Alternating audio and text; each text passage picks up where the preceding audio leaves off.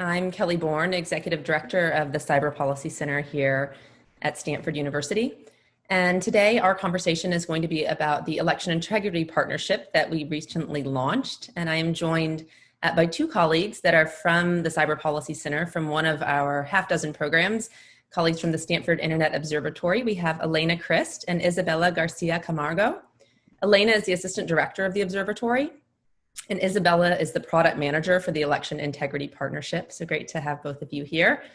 We are also joined by Emerson T. Brooking, who is a resident fellow at the Atlantic Council's Digital Forensic Research Lab and co-author of Like War, The Weaponization of Social Media, by Camille Francois, Director of Research and Analysis at Graphica, and by Kate Starbird from the University of Washington. Kate is a professor in the Department of Human-Centered Design and Engineering, and a co-founder of the new Center for an Informed Public at UW.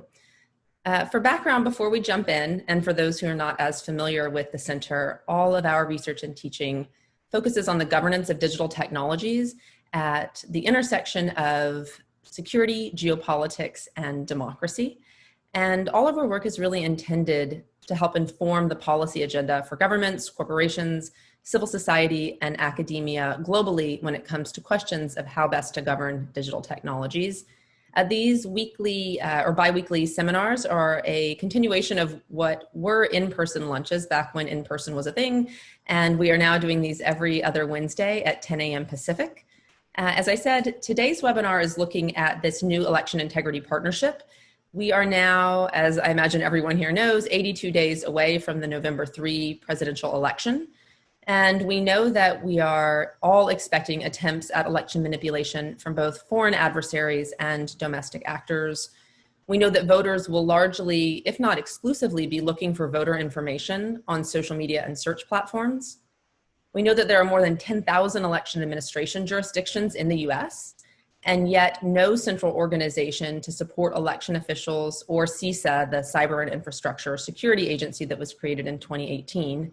There are no central organizations to support them in identifying and responding to misinformation in real time. And of course, we know that the platforms themselves are deploying teams of widely varying sizes and backgrounds to address disinformation, but their efforts largely will not be made public. And of course, the landscape of platform activities is changing daily. We saw just recently Facebook adding this controversial new voting information label to some of President Trump's posts. So this landscape is moving very quickly, and I'm really excited to hear more about and to get the chance to announce this partnership. So today, Elena is going to go first, and Elena will outline the genesis of the project. Then I wanted to turn next to Kate, Camille, and Emerson in that order, to each spend a couple of minutes talking through why your organizations joined the partnership and the role that those organizations will play. And then Isabella would love to turn to you to take 10 minutes or so to just walk through the operational details of the project. And then we'll save 20 or 30 minutes for Q&A at the end. You can go ahead, please enter comments in the chat box and I will do my best to moderate those. And you can upvote within there if there are particular questions that folks in the audience are most interested in hearing the answers to. And with that, I think, Elena, I'll turn it over to you. Thank you, Kelly.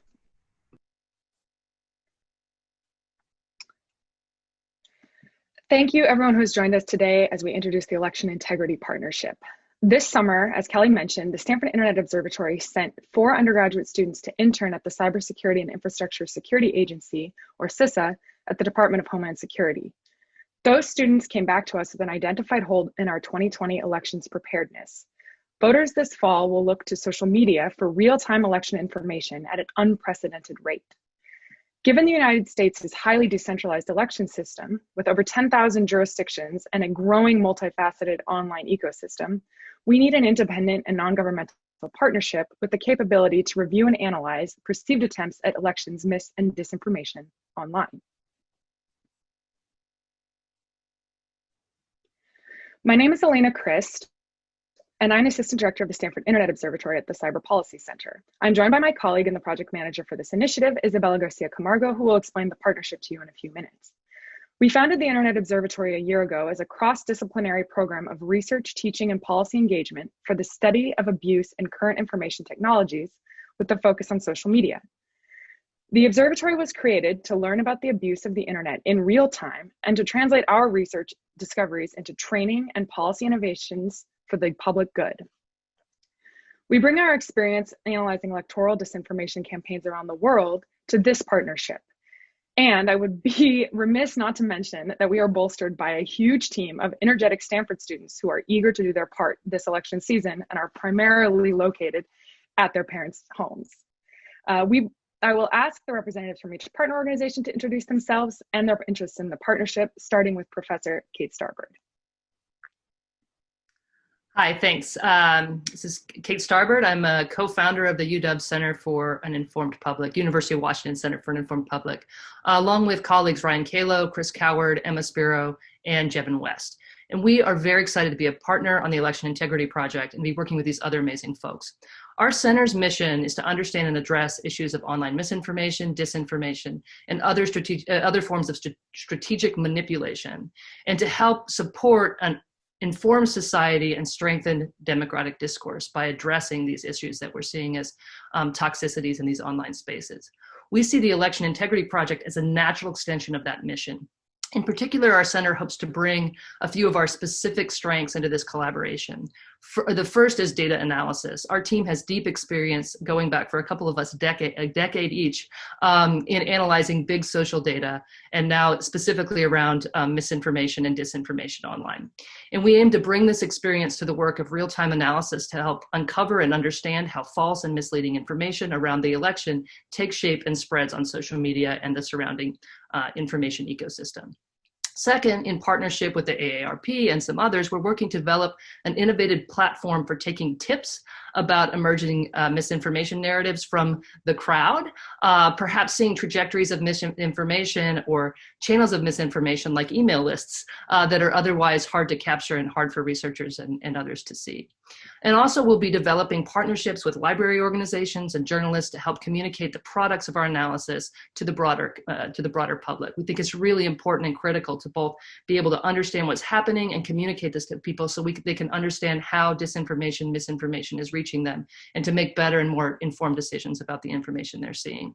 Again, we're really excited and committed to the Election Integrity Project. We feel this work is so critically important for protecting our elections and our democracy as a whole. Thanks, and I'll pass it over to Camille next. Thanks, Kate. Hi, everybody. I'm Camille Francois. I'm the Chief Innovation Officer at Graphica.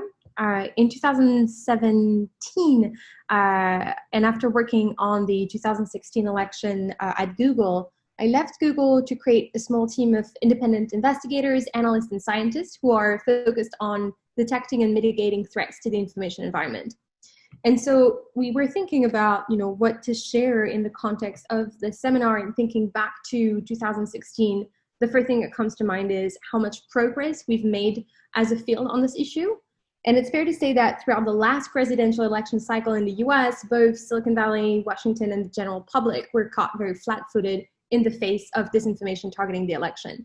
So we've had a lot to do in terms of catching up, and collectively we've done a lot of that together, but we think there's still a few gaps that remain concerning, and I want to talk about how we're planning to address them through the partnership and with our colleagues. The first one is a definition gap. In 2016, I know it sounds like an odd thing to say, but platforms didn't have rules or policies to counter most of this mis and disinformation. And that's, something that we've largely fixed, but we think that's not sufficient. And on a routine basis in our work, we see harmful campaigns that flirt with the borders of these new definitions that we have, from information operations to CIB. Sometimes we see things that look more like spam or coordinated harassment. And with our colleagues at the EIP, we've signed up to investigate electoral mis and disinformation that is harmful, regardless of where it falls between the cracks of the different policies and definition. It's really important for us that we've agreed together with our colleagues on this clearly bounded scope, but it's one that permeates the different policies and cookie cutters across platforms. And the second one, of course, is since 2020, now we have a much stronger understanding of the complexity and the range of all these actors that have a stake in interfering with the 2020 election. We've gone a long way from trying to find Russians under the bed everywhere, and we acknowledge collectively that there's a lot of other states and a myriad of domestic communities that are part of this.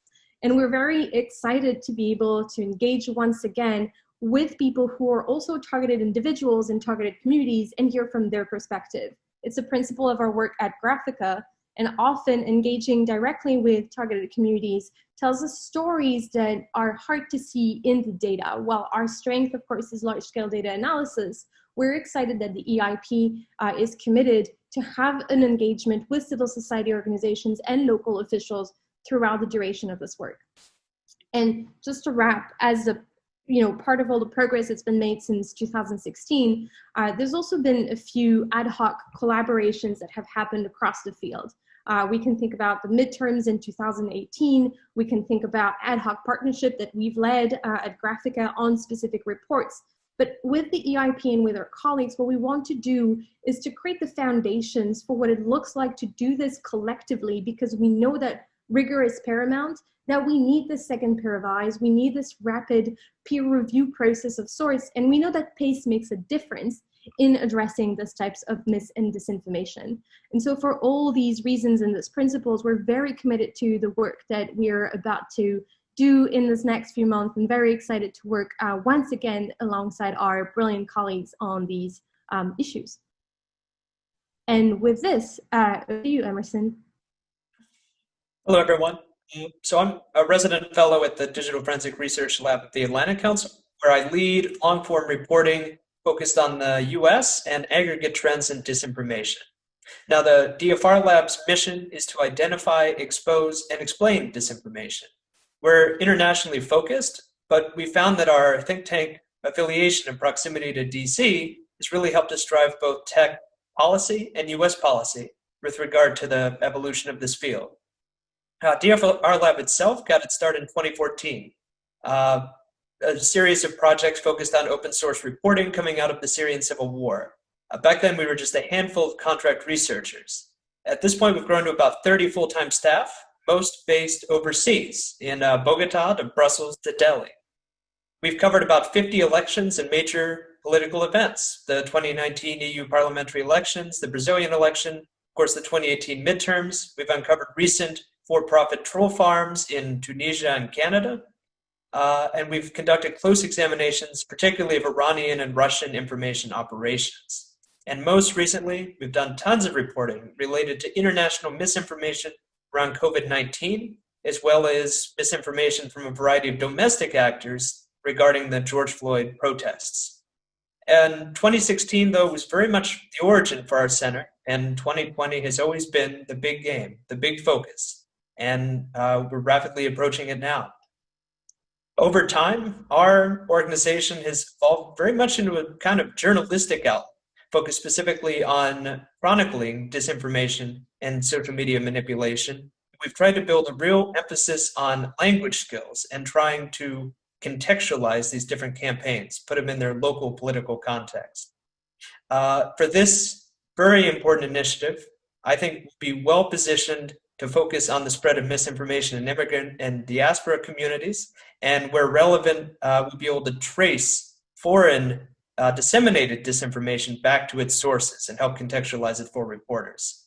We're very happy to join this important effort and to lend our investigative skills to it. And with that, over to Bella to talk more about this project. Thank you, Emerson. Great. So as Elena mentioned at the beginning of this talk, I was one of the Stanford interns that went over to work at the Cybersecurity and Infrastructure Security Agency this summer. While we were there, we identified a real need for real-time monitoring capabilities among the election official community. And so from that, the Election Integrity Partnership was born to bring together these four extremely capable organizations. The partnership is thus a coalition of the research institutions focused on supporting the real-time information exchange between the research community, election officials, government agencies, civil society organizations, and social media platforms.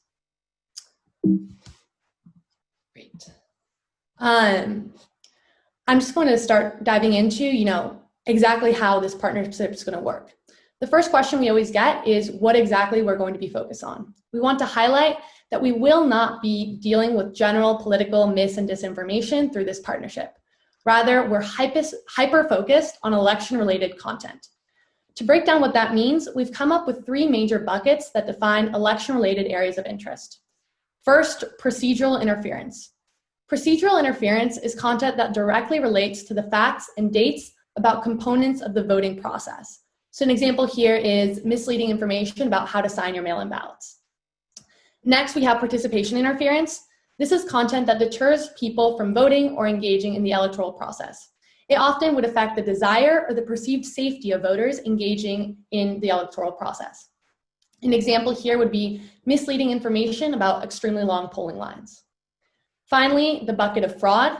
Fraud is content that encourages people to, or claims that people may have, misrepresented themselves or illegally participated in the electoral process.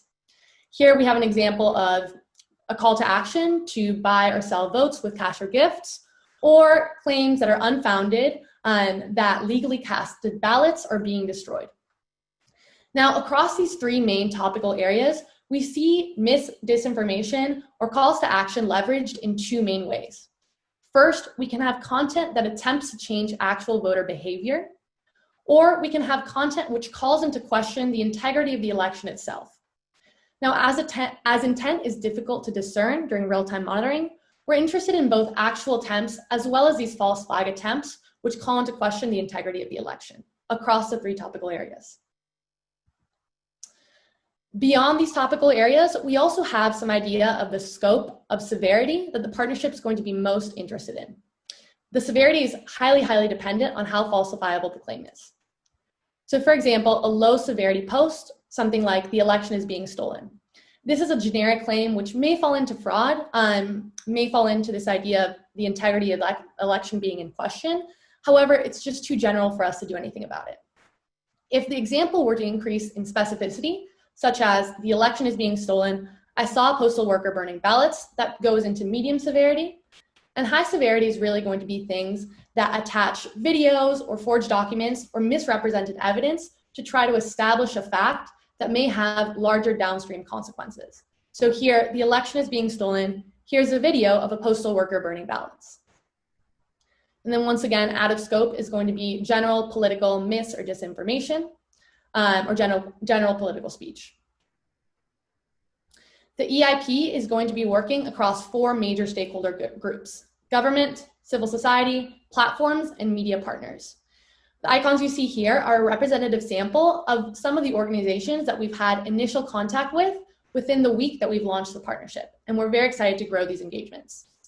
In terms of our government relationships, we want to emphasize that this is a private partnership that receives no government funds, and government partners won't receive any secret information or special treatment. Rather, we're excited to partner with the National Association for State Election Directors, the Election Infrastructure ISAC, among organizations that will help us gain access to the election official community. Our civil society partners and our media partners, we think of them as trusted partners that will be able to input tips to the partnership and expect some sort of response. Our platform partners are going to be with us every step of the way, thinking through more data or content that we might need to investigate claims, as well as engaging with us in our outputs to discern whether platform labeling or platform action is needed. Now, how exactly are we going to do this? I'm going to walk through the actual internal workflow to illustrate this partnership a bit more. We have our 4 major stakeholders who are going to be able to input tickets into the EIP. Tickets are going to be surfaced based on some unstructured email to a specific alias assigned to each partner organization. These tickets can also be created by proactive detection on the part of the EIP. We want to emphasize that this is the part of the real-time monitoring that spurred the partnership in the first place. So we really think that most of our tickets are going to come from this proactive detection and be bolstered by the external tips. Tickets in the intake queue are then sent to the EIP intake team. This is a team of 30 Stanford researchers who will be on call during working hours leading up to the election, and then 24/7 in the weeks around the election. They'll perform data gathering, triage, and response capabilities, really getting a checklist of basic information about any incoming ticket within 30 minutes to an hour turnaround, which will be then given to the analyst queue and the investigation and analysis team. This team is going to be staffed by highly skilled researchers across the 4 organizations, researchers who are going to know a lot more about network mapping and providing attribution if applicable. This is where we're going to be looking for any type of coordinated behavior or organized action. The EIP intake team or the investigations and analysis queue can escalate a ticket into an outcome queue, at which point the initial stakeholder, as well as any other stakeholders who may be of interest, will be alerted of any of our findings. At this point, we also will be discerning whether we need to have a website or social media post on the side of the EIP to increase transparency to the general public. To further explain this process, we're going to illustrate with an actual report from the 2019 election in Kentucky. So here we have a Twitter user, Overlord Kraken1, who has claimed that they had shredded a box of Republican mail-in ballots. This claim was false, so Twitter took down the tweet and as well as the user profile. However, people had screenshotted the tweet and were sharing it along Twitter. The election director was concerned about the impact of this spread and started to manually kind of go through and try to find any and every example of this screenshot being shared. They were really on their own and just scrolling through their Twitter feed to try to figure this out. Twitter chose to not take down this specific screenshot because it was commentary on misinformation and not misinformation itself. So the election director at this point was left with trying to find the tweet themselves and unsure of kind of next steps or the best way to engage with this, unsure of the real impact. If the EIP had been there, we would have assigned this ticket to one of our researchers. The researcher would then tag the ticket with Twitter and Kentucky, the immediate partners who will then be notified when any new content or updates are added to this ticket. We already see a couple of major updates on this ticket. Through the initial network analysis through the intake team, they were able to find 100 instances of the screenshot on Twitter, but 500 shares on Facebook. So this is an example of the start of cross-platform spread, at which point we would also engage the Facebook platform team to notify them of early sharing across their own spaces. This researcher also found evidence of coordinated sharing on Gab. So all of this information starts to give us a better picture of what the actual impact of this instance might be. So while the one specific one-off share of a screenshot might not actually violate Twitter's policies, we're now able to create a more high-quality tip that we'll be able to engage with the content policy team on and then help them understand whether this is actually in violation of their policies with this inserted brain power and analysis capabilities. At this point, we would also engage with the Kentucky election director in order to help them with the data that we found to think through the best counter narratives. Great, and then just to summarize, the key value adds that we see out of the partnership or why we really think that we're a different resource in this space. So first, real-time monitoring. This is really why the partnership came about, and we cannot overemphasize this. We're bringing to the table both technical and analytical capacity to create content that's not currently available to election officials or civil society partners. Our external partners are going to provide tips to bolster our work, but we expect a lot of the tickets to be generated from within the partnership. Next, transparency for the general public. We're going to be keeping historical record of what happened during the election in real time to provide public analysis within a reasonable time frame. Next, this idea of cross-platform spread. So just like you saw with the other ticket, a lot of these narratives are not going to stay on one platform. Two of our members, actually, the DFR Lab and Graphica, recently uncovered a Russian campaign which spread across 300 different platforms over 6 years in their report, Secondary Infection. This time around, we're hoping to use our large magnifying glass to find these threads earlier on and use their learnings to uncover entire operations within a reasonable time frame and alert the general public and the platforms and all of our partners. Platforms are certainly going to be putting a lot of work to look through their own content, but we're going to be making sure to take that cross-checking capability to the next level. Now, in terms of media engagement, we do not want to over-amplify content that would not in reality impact the electorate. We're very conscious about this, and we're not going to try to do the job of bad actors for them. So for example, if we find a tweet that's attributable to a foreign actor, we're going to take a step back and understand the true impact in a data-driven approach. In conjunction with our media partners, we would then want to make sure that stories about this misinformation or our findings are calibrated to match up with our own findings on their actual impact. To this end, we will be archiving tips that don't have as big of an impact to not promote these tips day of and temper both our coverage as well as media coverage about these situations. Finally, this idea of high quality tips. We are driving for a very effective mode of engagement by leveraging the existing working relationships each of the partners of the EIP have with the platforms from years of working with them on takedowns. Our goal is really to enable our media platform partners to act according to their policies by adding brainpower and analysis behind a single piece of content which may at face value not violate a policy, but with a larger network or evidence gathering, it might actually be in violation. Lastly, we're going to be documenting tips in a way that is clearly and directly tied to platform policies.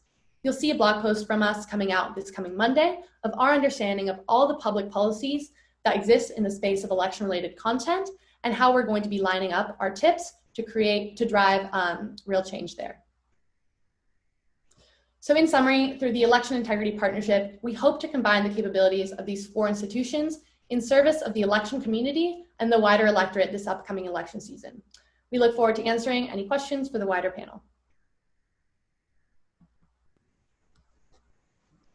Great, Isabella, thank you so much. That was really very, very helpful.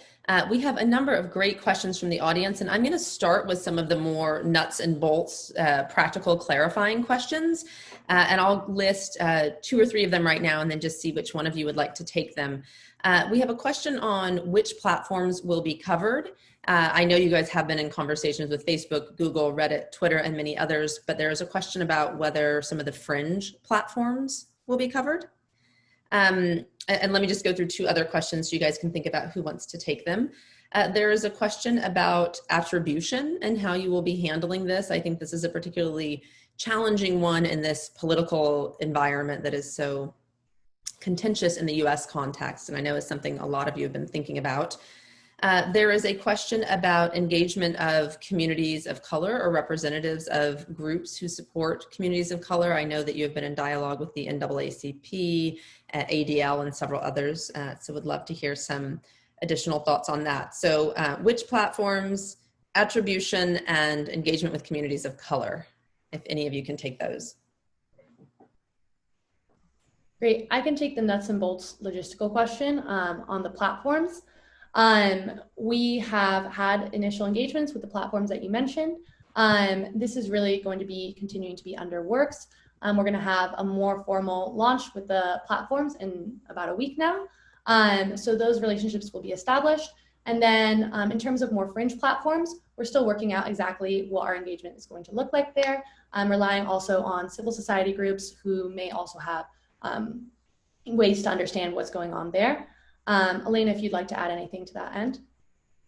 Yeah, so I mean, each of our partners have different existing relationships with different platforms. So for example, the Internet Observatory has an existing partnership both with Twitter and Facebook, and we are also working through access links to some of the other platforms' open source APIs, and we can get access from the platforms through those channels. I think we are, I mean, there's one limitation is that we're, for the most part, going to be using publicly available data. I'm not sure we're going to have access to things that are I'm not sure. I don't think we're going to have any access to private data. So if we're thinking about some of the more fringe platforms in terms of a data source for our analysis, certainly we can look at those when they're public and we can include them in the kinds of things, especially for the cross-platform analysis to see where something came from and how it spread. And we do have some plans for doing that. But in terms of accessing any kind of anything that's in a private space like Facebook private posts, it's not going to be, I think, within our analysis purview. Great, thank you guys. So next question up is around government entities. And there was a question early on around how is the government handling this, DHS, CISA, is anyone looking into this? My understanding is that no, they are not working on disinformation in this space, and that was the impetus for this partnership. But I know you had mentioned, Isabella, some work with different ISACs, and I'm curious if you can speak more about that. Absolutely. So working at CISA, I think that the teams there are really hyper-focused on this, but you have to understand the limitations of being within a government institution. For good reason, the government can't monitor the American population in real time. And in real time, we really can't determine whether a piece of content is driven by a foreign or a domestic actor. I know that CISA has a team that's specifically focused on countering foreign disinformation, but they are limited to the foreign actors. So that's really why the distinction is needed to have a third-party partnership here. We really can't determine who's behind any particular narrative or organized action. So having that liberty to do that real-time monitoring is the distinction. I want to emphasize that CISA has been very focused on this and are doing their best in under the limitations that they have. Great, thanks, Isabella. Next up, we have some questions about how the platforms are collaborating here and how much folks know about that. My understanding is that there has been a network between at least Facebook, Google, and Twitter, and to some extent Reddit. And for a while there, we were hosting monthly dinners with them after the 2016 elections, where some of their policy leads were collaborating on it. But given antitrust concerns, there are some challenges with how actively, and then of course privacy and data privacy concerns, there are some challenges with how actively the platforms can collaborate with one another. But does anyone have more up-to-date information on this they would want to share? So each of the platforms have their own internal teams, but the extent to which they're collaborating with each other, I think, is rather limited. This is one of the big advantages that we have, and I think that Bella highlighted as well as Camille, is that we have a lot of experience looking at mapping these online movements across multiple platforms, and that's something that is sort of out of the scope of the mandate of any particular social media platform. So they're doing a lot of internal work within their own platforms, but looking at how a single narrative jumps from say Reddit to Facebook to YouTube is not something that any one platform has as their primary goal. That's consistent with my understanding as well, both because it's not a primary goal and also because of the data privacy concerns, that there are some carve-outs, I believe, with terrorist content that allows closer collaboration and tracking cross-platform information, but that is not the case here, to my understanding. Camille, anything you want to add? Yeah, I wanted to add, like, in our experience over the past few months, we've worked on a lot of cross-platform disinformation campaigns. And in the course of exposing these campaigns, running a thorough coordinated disclosure process, investigating it, and making sure proper enforcement is taken across platform, we've seen the platforms being increasingly receptive to doing this work collaboratively and together. And so I think here, the EIP is also arriving at a moment where there's much more maturity in doing this collective work, in being able to discuss how these campaigns sort of spread. And it's not even that they're spreading from one platform to another. Sometimes they're even leveraging one platform against another. And I think here we have an opportunity to really crystallize on some of the good ad hoc collaborations that have emerged and take it to the next level. Great, thanks, Camille. Okay, a few questions on strategy. And so one is this question around metrics and what success will look like. So at the end of this, what will tell you guys whether or not you feel like this has gone well? And I think a second question around big risks that you're concerned about or challenges that you're still grappling with, uncertainties that you haven't figured out yet.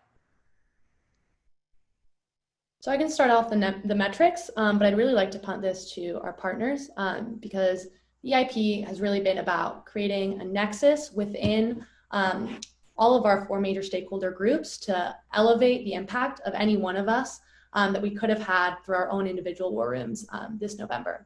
But in terms of specific metrics, this is really why we're having a very clear workflow and ticketing system so that we can, at the end of it, define how many tickets came into the partnership, what were our actions, how fast the turnaround time was.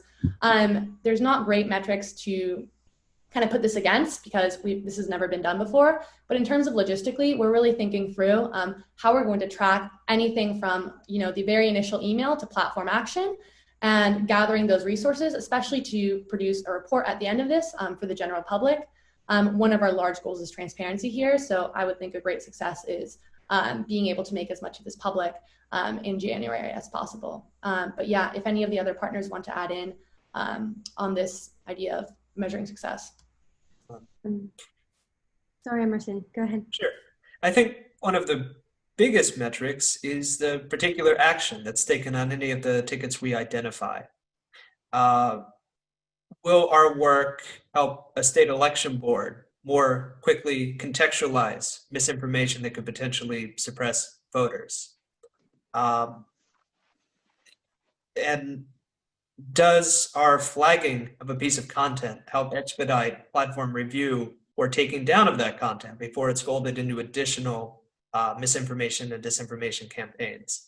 That's something else that we'll be tracking, action that's taken on these particular items. And that's about as close as you can get, I think, to a useful metric when your goal, one of our goals is to create a retrospective archive that can be used for academic analysis, but we're also trying to protect the election.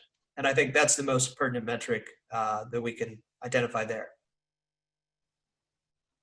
Yeah, I was going to say, building on this, it's back to this idea I was sharing at the beginning of, rigor and pace.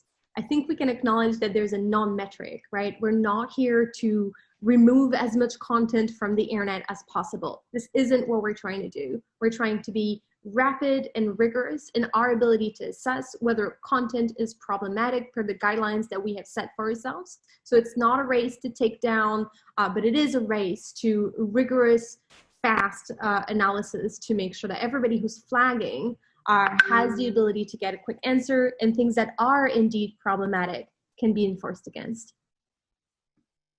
I think it's important for us to think about, like, as we're taking actions on these things, our goals are both to disrupt campaigns that might be spreading and to inform people about those campaigns so they can better contextualize them and not be manipulated in the ways that those campaigns aim. But for those of us that study disinformation, we know it's really hard to measure the impacts of disinformation, and it's probably going to be just as hard to measure the impacts of disruption on disinformation, because we're not going to have a control environment where it wasn't there, or a control environment where we didn't take action. So it is going to be an interesting task for us to think about how do we talk about what success is. I think we'll feel successful if we're disrupting these things, but how do we measure that in a way that's going to be satisfying? I think we're going to be left a lot with the way of the problem with measuring disinformation itself is that the measurements that we have aren't very satisfying yet, but it definitely is a goal of ours to think about that and hopefully articulate the impact that we have. Yeah, I think this is a perennially challenging question, and I'm also thinking about some of the deplatforming studies that are taking place that are basically pulling people, paying, and Matt Genskow has done some of these. I know others are in the works, and I believe will be discussed soon, where they're actually paying people to be not using particular platforms and might provide an interesting control group in that way. But yeah, the counterfactual is invariably a hard one to deal with. Okay, we're getting a lot of questions around transparency. Isabella, you mentioned that in January there will be a public-facing report. I'm going to group 2 or 3 of these questions. One was around, will there be a public presence, a website similar to Snopes that is debunking things, that have made it out to the public and haven't been pulled down quickly enough? Will you be mapping some of these networks and helping to illustrate for people where some of the more significant nodes are? Will there be a mailing list so we can get regular news as these things are progressing? And so I think that in general, the question is, are we going to talk now and then hear back from you guys in January, or will there be points of connection along the way? I would say yes to all of the above. I think we're going to be making decisions, as Kaylee kind of mentioned there, about whether or not to report on something. We're not going to do the disinformation's work for it by amplifying things that otherwise would have disappeared. But it will, for any kind of narrative that we see taking root that people might have had a chance, people might have been exposed to, I see us producing reports that both, talk about the information and why it's false or misleading, and show the trajectory of spread if that will be informative for people in understanding things. So I do think about our, not just our group, but all the different collaborators, our strengths in visualization and communication of these things. And that's one of the reasons that I think makes this collaboration so powerful, is we do have the capacity not just to analyze and understand, but to communicate what we've understood to the broader public so people can understand what's happening.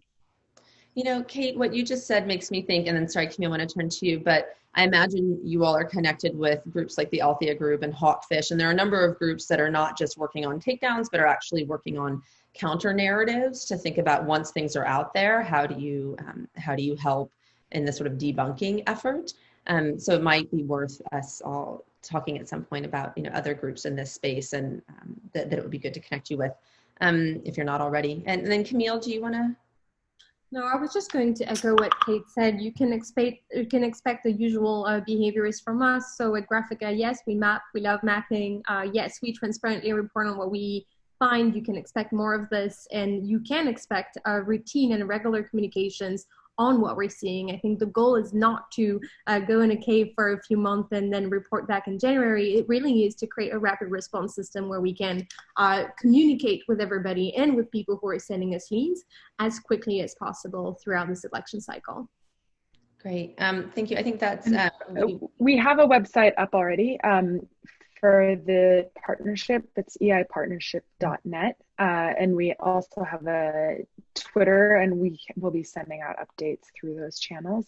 Some of our analysis will go on directly onto our partners' websites, and some of it will go on to the EI Partnership website, but we'll be cross-linking it so it's accessible and findable to everyone. Thanks, Elena. Do you want to throw those up in the chat, both the Twitter handle and the website, so folks can access that? So wanted to turn now, there have been quite a few questions about how many people are working on this. I know, Isabella, we have something like 30-ish students at Stanford that are going through, as I recall, like a week-long boot camp to get up to speed on how to do this triaging. But the total head count across all entities would be really interesting to understand. And then there was a question about the funding sources. And my understanding on that is that, at least on our end, and I'm not sure at Graphica and UWash and DFR Lab, but we are just pulling this out of our general funds and hoping to backfill for it later. So we don't yet have dedicated funds for this. It was more a recognition on all of our parts that this is something that really needs to be done. And we have 80 something days until the election. And so we are all bootstrapping this and in recognition that it just needs to happen. But any comments on the size or funding sources that I might not be aware of? Yeah, from the DFR Lab's perspective, this is why we exist, this sort of partnership. So it was a no-brainer to jump in and participate and throw as many resources as we can at it. I'll say, again, our staff is about 30. It's based around the world, and a number of us really come from journalistic backgrounds. And as we get these more complicated tickets and escalations, and there are additional investigations that need to be conducted, we'll be dedicating more and more of our organization toward that end. Because we do have a very international team, but they're all cognizant of the fact that this field very much originated with the 2016 US election. We're all following this very closely. Absolutely, yeah. And just to add to Emerson's point there, and Kelly, as you mentioned, we're hiring 30 new students from technical and non-technical backgrounds at Stanford and going through a rigorous process there. So these are new onboards, then adding that to the SIO's existing team, the teams from Graphica, Emerson, and Kate. We're looking at, the 30 plus, 40 to 60 other people could potentially be working on this at any point in time into an on-call schedule to have that 24/7 response capability. So this is going to be a large effort. Similar to the other groups at the University of Washington Center for Informed Public, we're using existing infrastructure that we have that we've set up through the center to get this started. Certainly we'll be looking for some more resources. We are trying to bring on a few more students. Fortunately, a quarter doesn't start until September 15th, so we have a couple more weeks to figure out hiring here, so we can really ramp up. But yeah, we're trying to fill with the folks we have. We probably have a team of 10 to 15, and hoping to maybe even get up to 20 with some creative hiring. And certainly we'll look for funding as we go and be transparent about who's funding the different pieces if we do receive funding as we go.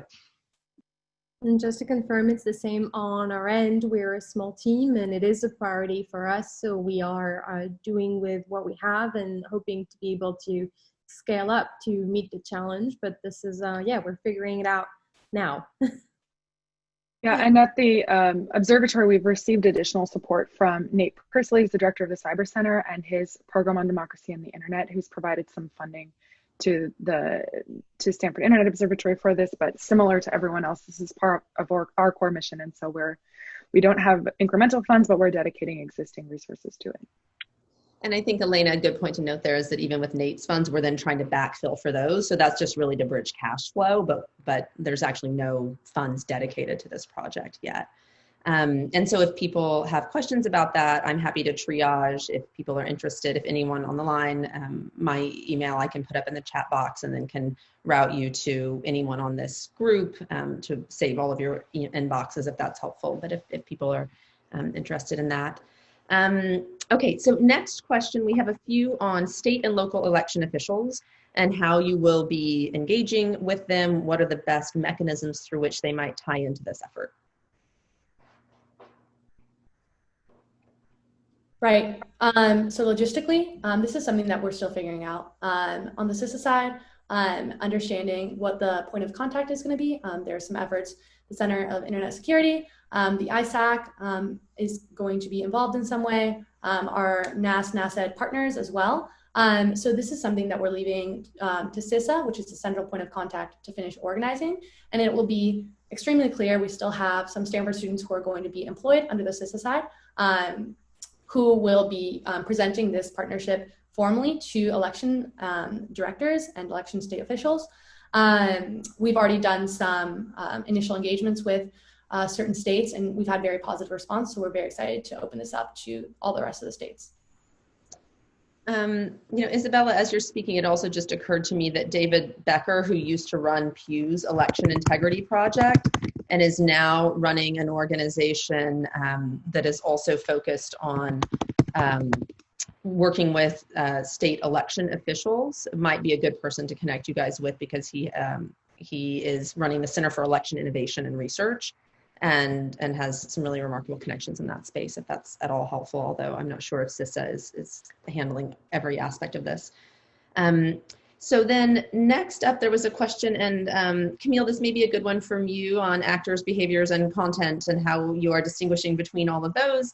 Particularly a note about how we talk a lot about foreign actors. We imagine there will also be domestic actors engaged, and I think I'll bundle that question with some more political questions that have come up around misinformation that is spread by elected officials and how we're thinking about foreign versus domestic content overall. That is fair, Kelly. I will take ABC questions. I want to go back to what Isabella presented at the beginning, right? So we had scoped the boundaries of what we want to be looking at, and there's scopes around content. We're saying there are 3 different types of election-related content that we think must be investigated and reported on TIGIT. So our entry point in terms of what we're looking at is content. Again, content that might be fraudulent, content that might be misleading, and content that might be designed to suppress participation. After this entry point, we will, of course, do a thorough analysis and start asking questions around, are they a manipulative actor behind the promotion of this content?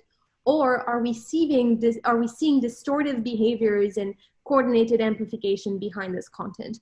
And so while we will spend all the ABC framework and consider, again, who is behind these campaigns, how they're being disseminated, our entry point for the scope of this partnership is indeed content focus on the 3 categories that Isabella presented.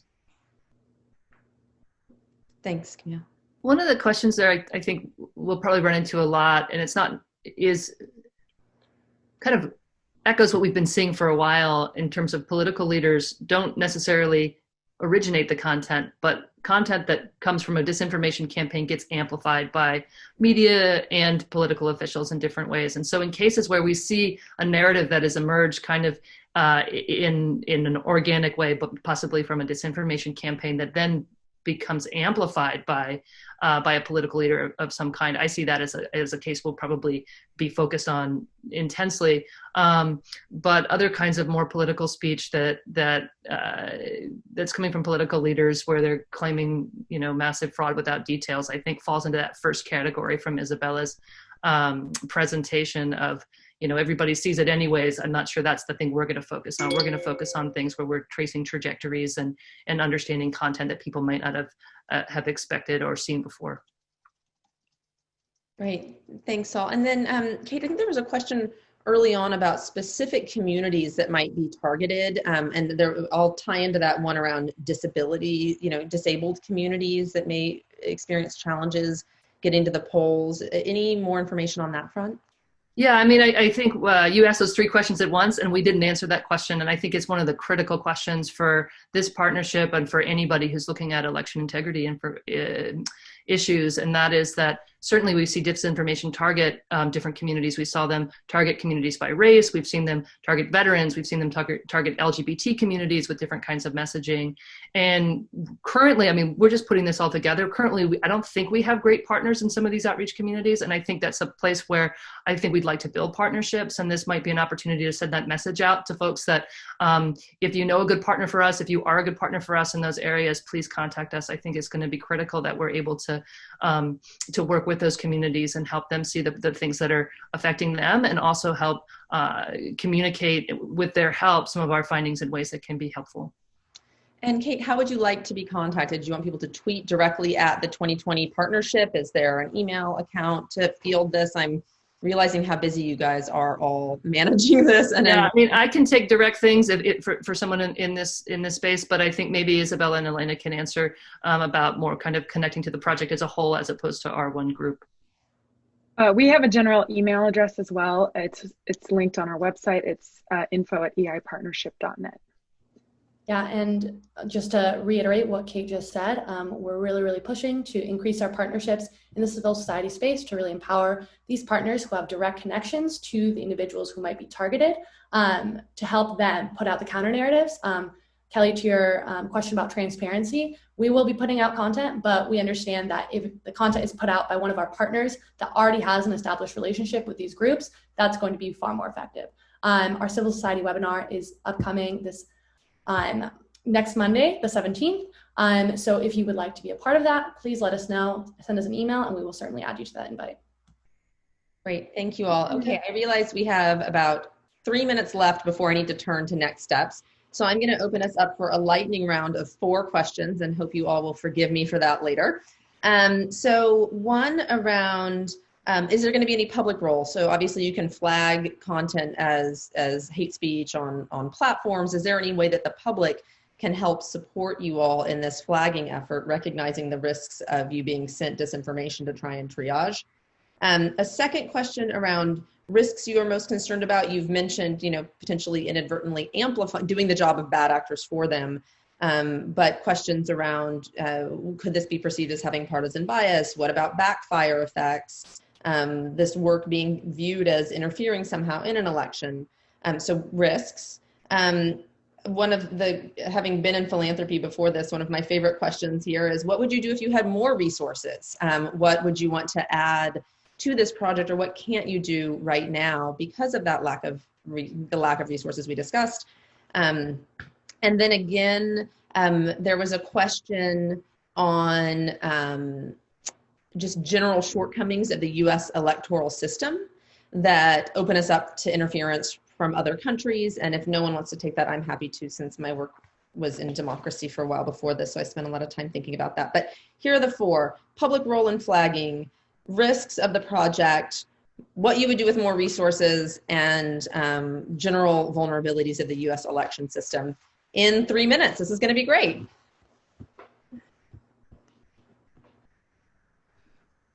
Anyone want to I jump? would say, if we had unlimited resources, one of the biggest shortcomings that exists in study of disinformation in US context is lack of good monitoring of what goes on in encrypted platforms, particularly WhatsApp, to an extent WeChat. When we talk about misinformation that's spread in immigrant and diaspora communities, a lot of it never really enters broader public awareness because it's restricted very much to these platforms. The only good way to monitor these platforms is to have an active presence in the channels in which this information is spread.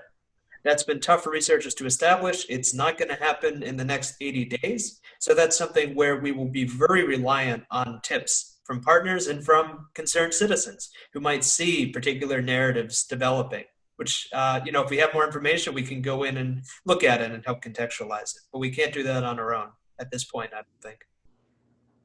One of the things we're trying to do at the University of Washington is to start it's going to be a small program. We're going to train the people that are giving us tips.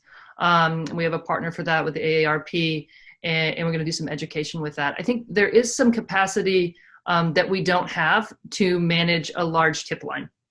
I've done crowdsourcing before. I did it with my dissertation work, and it's amazing. But the crowd is great, but it needs to be filtered, and it needs to be filtered again. And we don't have the capacity to open up a massive tip line to the general public right now. If there was something that could help our project, it would be someone separately doing that, crowdsourcing that, and then feeding those tips into us. But I don't think we can handle the kind of volume that would result from opening up. So there's an opportunity there that certainly we're not able to meet with our current resources. Other thoughts on resources, risks, the election system overall? I'll try to fill in a few blanks. The first one is we dodged a question about attribution, so I want to make sure we don't dodge it. A lot of us have been doing work that's very focused on foreign adversaries and foreign actors. I think we will all continue to do that. On the Graphica side, we recently uncovered a big Russian campaign. You can expect more updates from us on China today. And as our usual, we will continue being very thorough in our attribution process and being upfront about what we can and cannot attribute. We will bring this mindset to our work with the EIP, and we will continue sharing all our findings with our colleagues for them to be able to reconstruct and poke holes at it. On the capacity side, I echo what Kate is saying.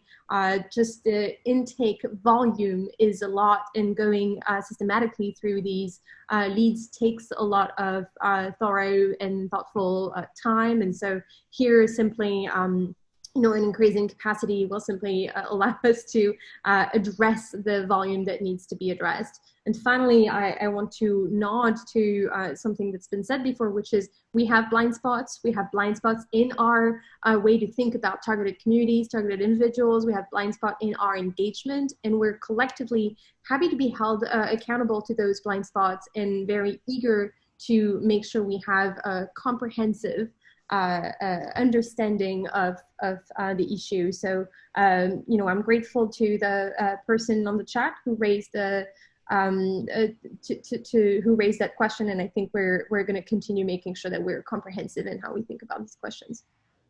Great, thank you all. So with that, I think we'll need to turn and wrap. I think the last thing I would say on just everyone's work here is how essential these next 80 days are, but then also just thinking about the resources for all of your groups after the elections and really turning to these questions, not just up until November, but afterwards, and looking at what are the solutions that will help improve the quality of our online political content. So really want to make a plug for the work that all of you are doing right now. So thank you. And then want to turn now to next steps. If someone would mind playing those slides, just quick operational. We are having another webinar on 8/26 that is going to look at encrypted messaging platforms. After that, we will have one on China and tech policy, another on the 23rd on race and technology. We'll have one on digital media literacy on the 7th. We're going to do the politics of pictures on the 21st. One on a new book that is coming out, Reclaiming the Internet for Civil Society, Ron Diebert's book, which I think is going to be fantastic, in conversation with Larry Diamond and Eileen Donahoe. We're going to do elections debrief on the 4th, and then we'll be talking about new ideas in antitrust on the 18th. So looking forward to seeing folks there. And again, I think in the chat box are all kinds of email links that you can use if that is helpful. And we will be sending out a recording of this webinar in the next few days. So thank you, everyone, and thanks for all of this work. I know how busy you are, so thanks for taking the time.